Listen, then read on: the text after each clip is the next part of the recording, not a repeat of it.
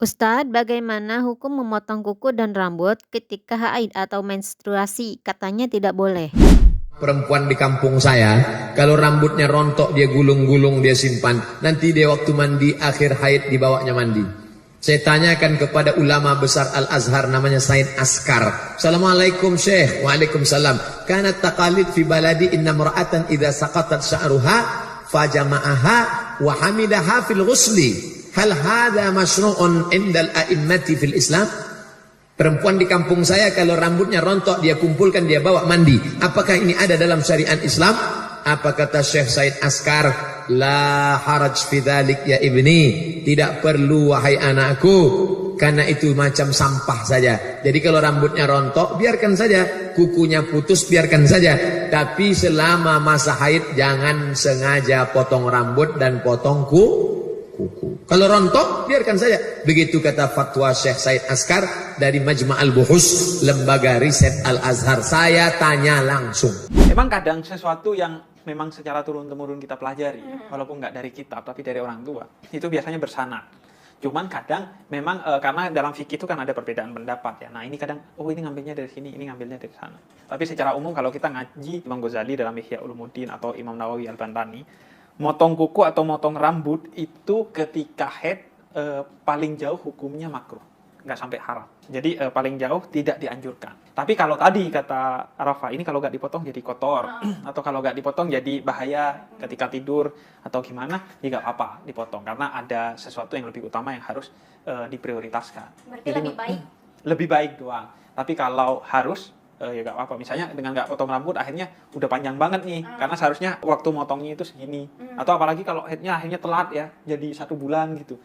Kan lumayan. Karena di sisi lain juga kita ditekankan untuk menjaga kerapian, kebersihan dalam Islam. Ini diambillah kesimpulan rawahu Bukhari wa Muslim bahwasanya menyisir rambut ketika sedang haid adalah diperbolehkan. Masya Allah, apalagi kalau rambutnya sudah kayak sarang laba-laba. Apalagi kalau rambutnya berantakan pas pakai jilbab, Masya Allah, cantik Masya Allah. Tapi ketika buka jilbab berantakan, lalu suaminya pulang dari luar kota, bolehkah memotong rambutnya pada saat haid? Sebaiknya tidak dipotong, tapi kalau mudaratnya lebih besar kayak suaminya akan kaget ketika melihat rambut istrinya, maka dia datang ke salon, tolong rapikan rambut saya, suami saya mau datang, maka itu diperbolehkan. Karena tidak ada dalil yang mengharamkan seorang wanita yang sedang haid dipotong rambutnya.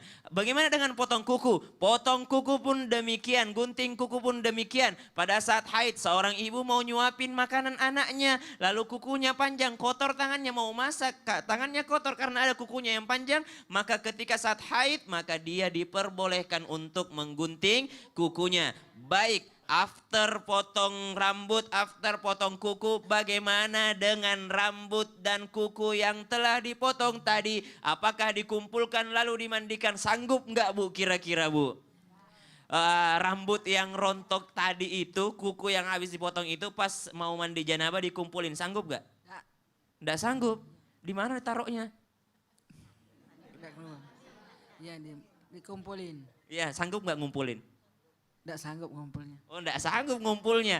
Maka dari itu Islam tidak pernah menyusahkan umatnya. Jikalau kita pernah mendengar bahwasanya dikumpulkan dan dimandikan kembali, itu adalah pendapat daripada kehati-hatian seseorang. Karena siapa tahu nanti dimintai pertanggungjawabnya. Tapi intinya ini, semua yang wajib dimandikan adalah anggota tubuh yang akan sholat.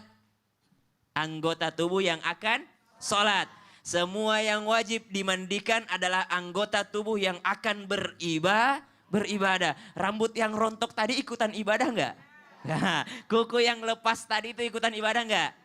Maka dari itulah pendapat para ulama, walaupun ada sebagian yang memakruhkan, tapi yang sahih adalah ketika mereka mengatakan tidak apa-apa, kalau sudah terlanjur rontok apalagi tidak disengaja ya sudahlah, kalau udah kepotong kukunya ya sudahlah, tapi kalau ada yang mengumpulkan berarti itu adalah salah satu pendapat yang kehati-hatian. Mereka pendapat begini, siapa tahu nanti di hari kiamat dimintai pertanggungjawabannya atas bagian tubuh yang terlepas yang tidak ikut mandi wajib. Tapi ingat, manusia manusia itu suci daripada najis, baik hidupnya maupun matinya. Dari pendapat inilah, ini sebenarnya pertanyaan klasik Bu, bukan hanya kita yang di Indonesia yang bertanya demikian, karena ini dibahas oleh Syekh Utsaimin, pertanyaan ini juga pernah dibahas oleh Imam Nawawi dalam kitabnya, bahwasanya seseorang yang mandi janabah, mandi wajib, mandi besar, tidak perlu untuk mengumpulkan semua yang terlepas daripada tubuhnya. Dikarenakan apa? Karena yang dimandikan, yang disucikan adalah sesuatu yang akan beribadah kelak. Ada tak hari yang dilarang tak boleh motong rambut, tak boleh motong kuku?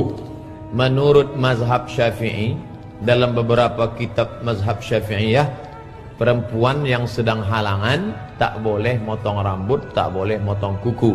Tapi kalau rambut itu gugur atau kuku itu patah, tak perlu dia simpan lalu dibawanya mandi nanti. Ada digumpal-gumpal simpan.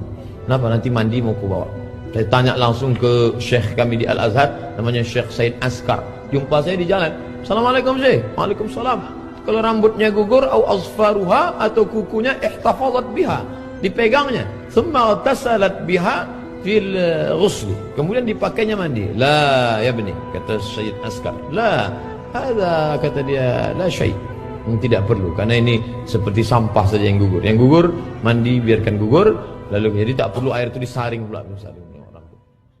Share video ini agar bermanfaat dan menambah wawasan ilmu agama kita serta menjadi amal jariah kelak di akhirat nanti.